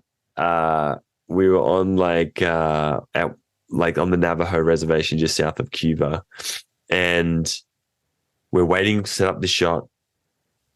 Same thing, he doesn't come through. We're like, what the fuck? We wait a bit longer and then we put the drone up and he's like asleep. He'd was riding down the road and he got right before us and he was like obviously just super tired. So he just pulled over on the side of the road and just went onto the ground and just went to sleep and was like sleeping on the side of the road, like a mile up the road.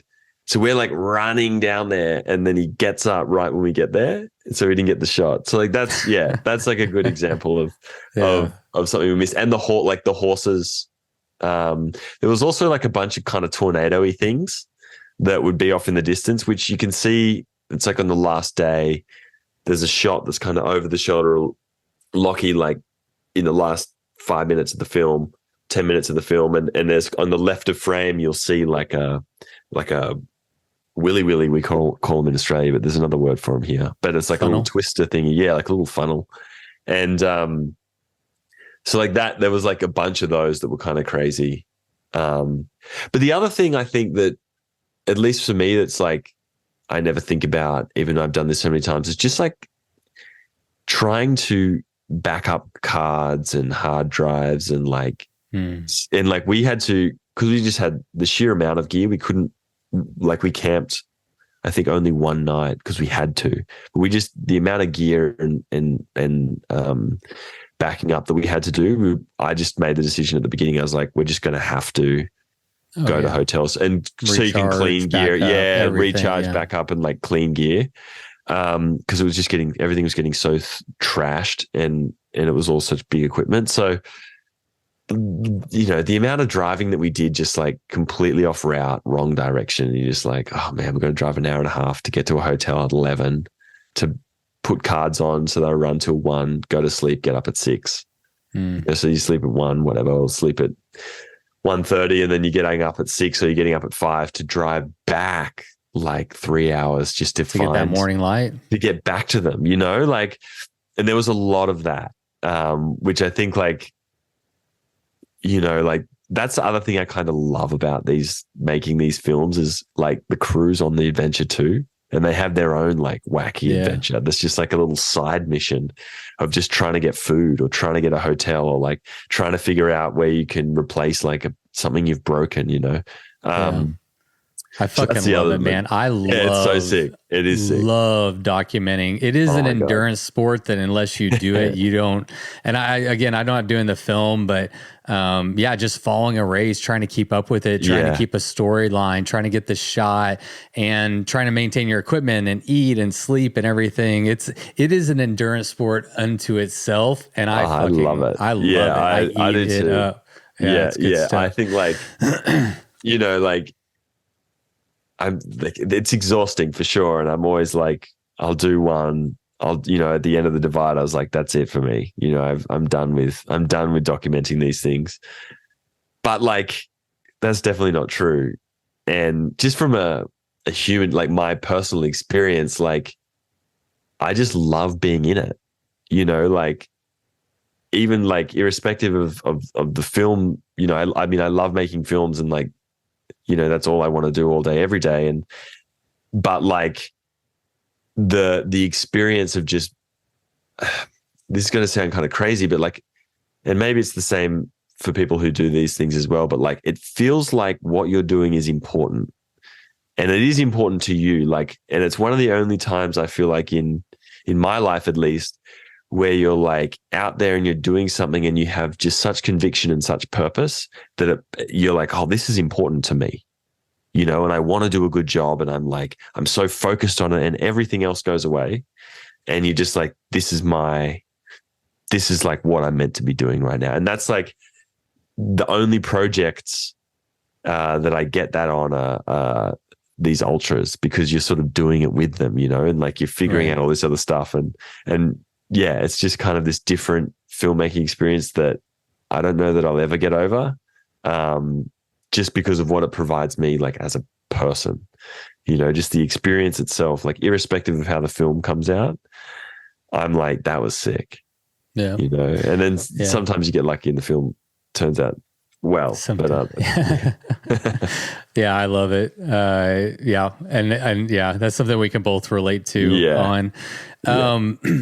You've mentioned this, you referred to it a couple of times, and it's something that really stood out to me in the film was one, those wide shots that show Lochlan just slowly going through the screen. And I thought, man, that I remember when I was watching, I'm like, yes, that is how you film this in a way that shows the aloneness, the remoteness of it, the isolation of it, the length of it. I just thought that was brilliant. And then you juxtaposition that with his cell phone video, which I thought was brilliant as well. And so one, it's just a pure kudos and congratulations. I thought it was just well filmed. But I'm curious, was it always your intention to use his cell phone videos? Yeah, because he does such a good job of those. And when we did the Colorado Trail in 2022, we had no contact with him. It was like he wouldn't even look at us, like, because he was very strict, like no contact. But he was using his. I was like, well, can you at least use your phone or update? And he's good at that because he does gram stuff, and you know, so he actually did such a good job of it on the Colorado Trail. I was like, man, even when I talked to him if I was to talk to him on the side of the road, he wouldn't give me the kind of response that I get from him talking in the phone, you know. So there was like an honesty and that it provides. And then I think so the intention was to always use the cell phone footage, and I just like, you know, I like the way, because my style is very slow and I you know, showing these big landscapes, and the only way I feel like you can demonstrate what it feels like to ride 12 and a half days is to show someone just how long it takes to ride for 30 seconds, you know. And that's like, those shots aren't even you know, maybe the longest ones are 30 seconds long or whatever. Like, but like you just see like, oh, it's taking him forever. Like, and then you compound that for 12 and a half days. Like then you start to get a sense of the scope. Whereas I think when you edit away from, if you change to another angle or whatever, there's just a sense of kind of compression. And then I just like how those big slow ones contrast to like the ratty cell phone nature. You know, it's like, and it's like Lockie's all gross looking and he's just saying something completely rogue, and it plays so. I guess it's sort of like it demonstrates, and this is the thing I think, you know, I've always sort of been drawn towards, is like the chaos and the kind of intensity that's within you as a person completing this mission, and then the serenity and the stillness and the kind of inconsequential nature of your being in a place as you're doing it, you know. And it's like him just slowly moving across the landscape. Like the landscape doesn't give a fuck if he's there. It's just it's just going on. And then you go into this cell phone footage and he's just like whatever, like you know, like fully in it, just absorbed by this mission. And so I just like the play of that, because it kind of to me symbolizes the experience of it. Yeah. I think having those two elements is just fucking brilliant. I ate it up. I think it was, in my opinion, it has been my most favorite film to watch about the divide, to tell the story of it, the way it was filmed. And especially those elements, having the juxtaposition of those two, I thought it was brilliant. So well done. And I think, go ahead, please. I think Lockie as a character, you know, does a lot for that. I think like he has this, I mean, he's just one of those people that has this very, you know, uncanny ability to sort of transfer his genuineness. Like he's, you know, the conversations that's going behind the scenes about what he's doing and where he's going. Like he never does anything that he doesn't genuinely want to do and that he doesn't genuinely have like a curiosity about. You know, like him pitching, like, I want to do the divide, but I want to sleep more and I don't want to go for the record, to a team that is all about racing. You know, trying to like sell that to them is such a big feat, because everyone behind the scenes is like, well, who gives a shit if he's not going to go for the record? And then you're like, yeah, but people will. And then you watch him do it and everyone cares. And you're all just like, yeah. And like, and he didn't, you know, and like he wasn't going for the record, and like he was sleeping all this, you know. So there is something about him as a character too, where I think he transfers that genuineness of like, he's genuinely like excited and curious, and he's just doing it for him. You know, I didn't even know, I interviewed him like 3 times post race and he still kind of has no idea why he's doing it. You know, like, or why he did it, or like what he took away from it. Like there's just like this deeply kind of subconscious thing within him that just drives him to do these things sometimes. And I think that he conveys that to an audience in a way that you latch onto it, you know? Yeah. And I think that makes my job a lot easier as the filmmaker, because like it's just easy to communicate the emotion because he just sort of somehow does that. Yeah, that's a good point. He's entertaining in himself, but not just entertaining, like he's a real authentic, genuine person, and it comes through in the film, and you can't replicate that. You can't script it, you know? And so having him as your main subject, makes your job a little bit easier.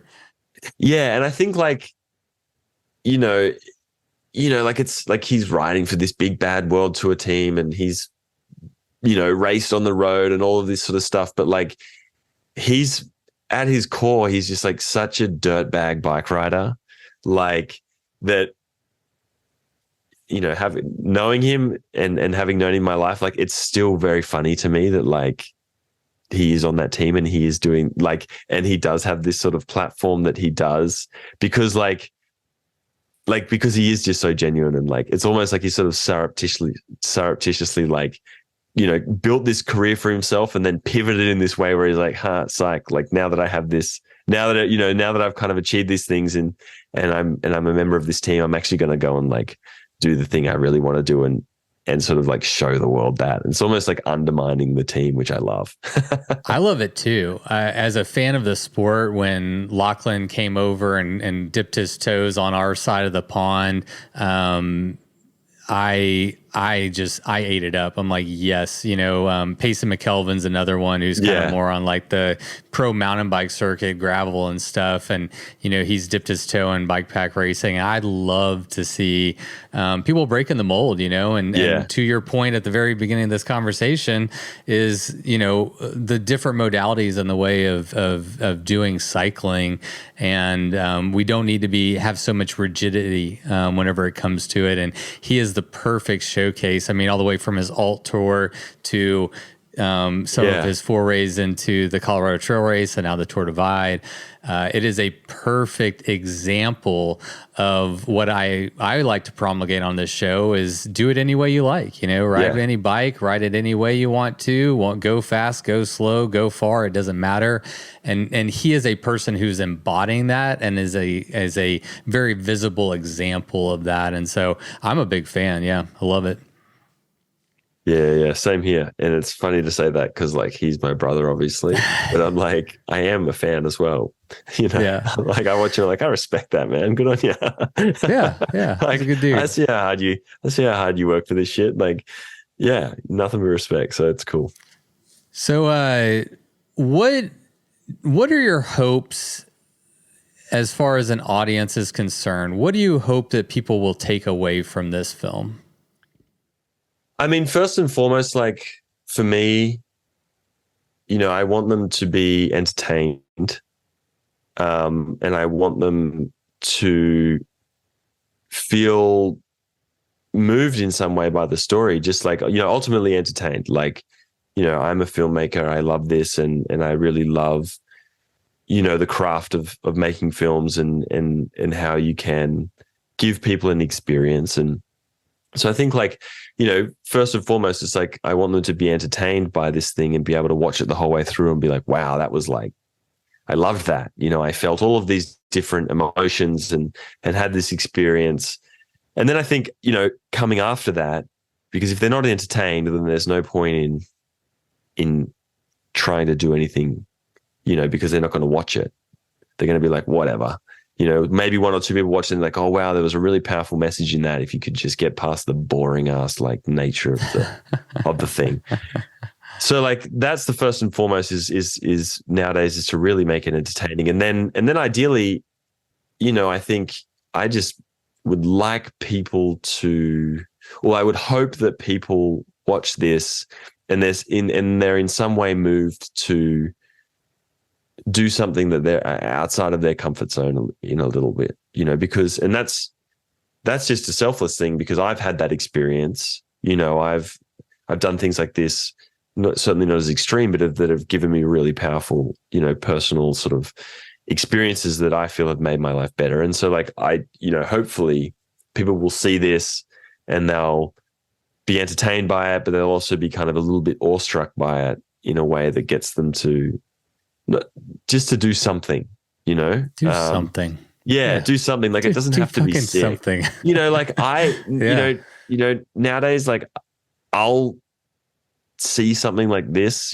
someone do something like this, or a friend will do something, and dude, I'll get out and I'll do like a lap of Griffith Park, and like and I'll like go hard and I love it. And like, like my sort of adventuring or adventurous side is like somewhat curtailed nowadays, but like I still get moved by these things and I feel good about going out and doing like just a little bit. And that's, so I it would be nice to have that occur, that's sort of really like, at the end of the day, if it's entertaining and people like the story, they'll come back for more and they'll want to see more and they'll want to know more.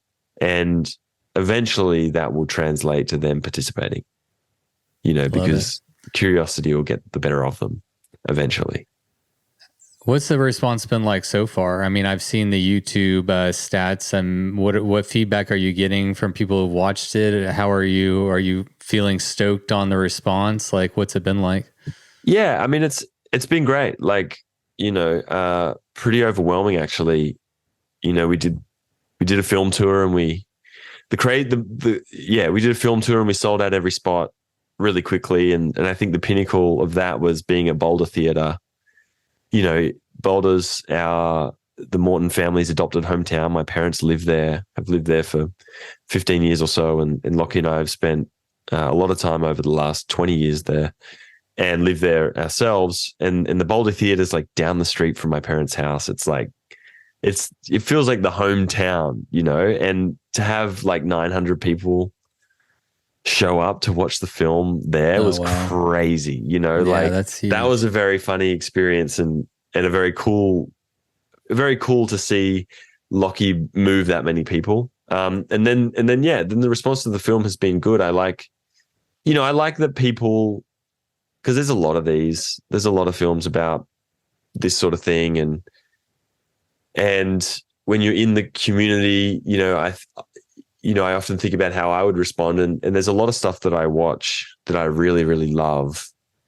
But I just watch it and I love it, and that's it, you know, like I don't like, I might be moved by it and I might be moved to go and be active or to think about something in a different way, but I sort of won't necessarily be like out there being like, oh my God, did you see this thing? Because there's a lot of amazing stuff out there.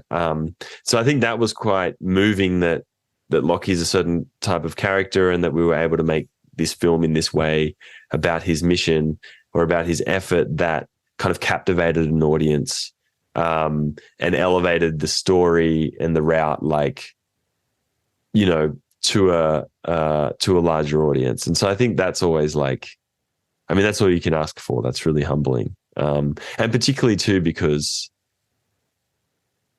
you know, you put a lot of effort into these things, you know, and everyone does, like Lockie does, like the team at EF, to be able to fight, to be able to, you know, find the funding to make a film like this. And then, you know, all of the crew that work on it, like, you know, Nate and Johannes and Ryan, like, who go deep every day out there in the field, and then to come into post-production and have like Dave and Ben Cranell and like all these people like who straight up, like, they're just like, I want to work on this, like whatever you need, I'm going to go the extra mile, you know, and you're getting them to do it, and you don't have a lot of money, so you're having to like get discounted rates, and you're having to, you know, ask for favors and everything, you know. So it's really nice for all of that like crazy amount of effort that people put in to have people enjoy it and have it resonate with people. It makes it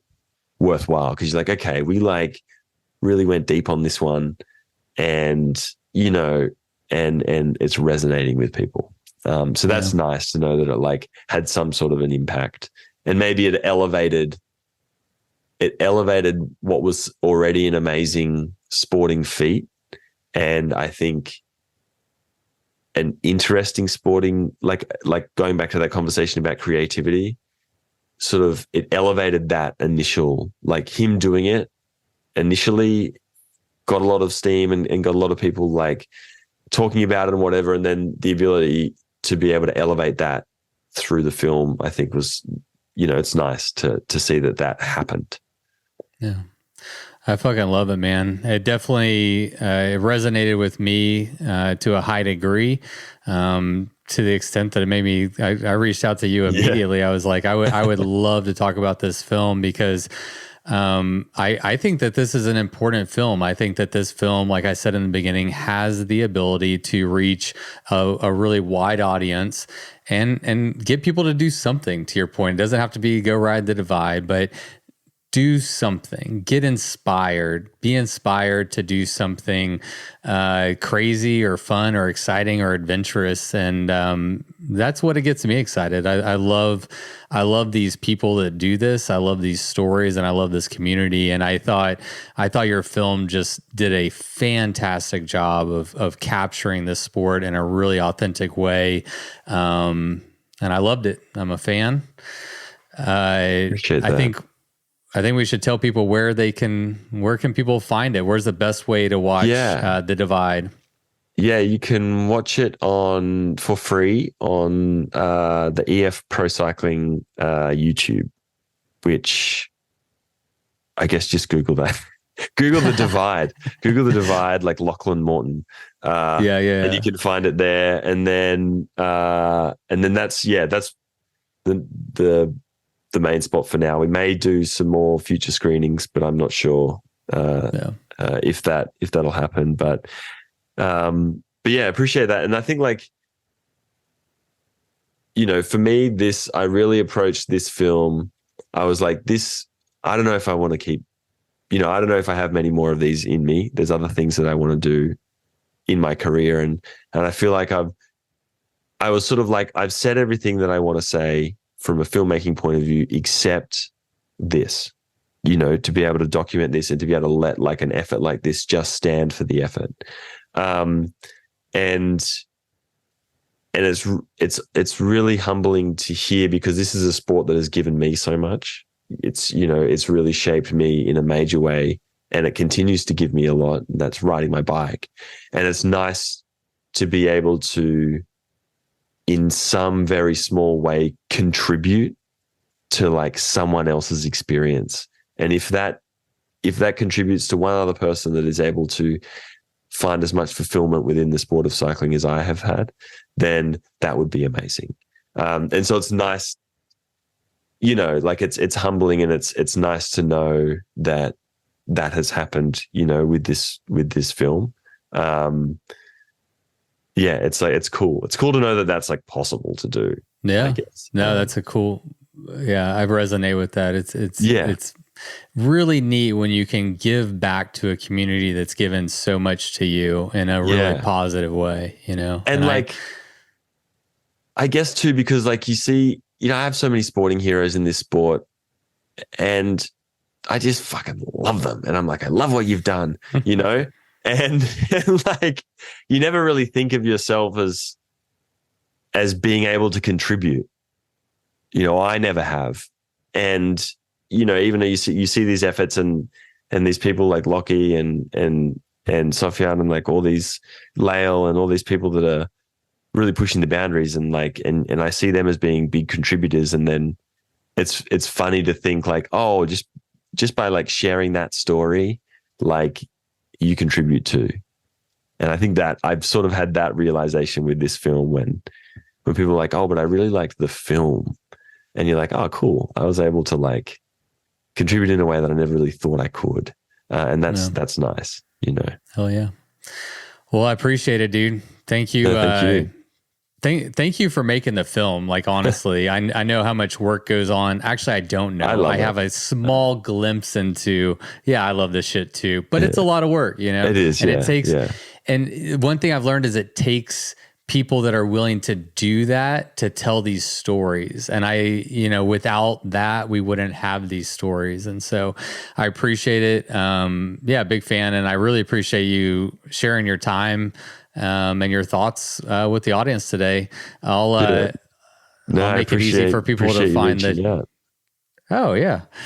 Easy. We should, maybe we'll do it again sometime. Yeah, exactly. Fire up your old podcasting skills. You've been out of practice for a while. Oh, dude, I've been majorly out of practice. Nailing it. That's when I was like running late, getting on here this morning. I was like, oh, I have all this gear, but like, where is it? And then I was like trying to boot the Zoom up, and I'm like, oh god, I'm rusty. You were only 2 minutes late. You were. We won't even count that as being late.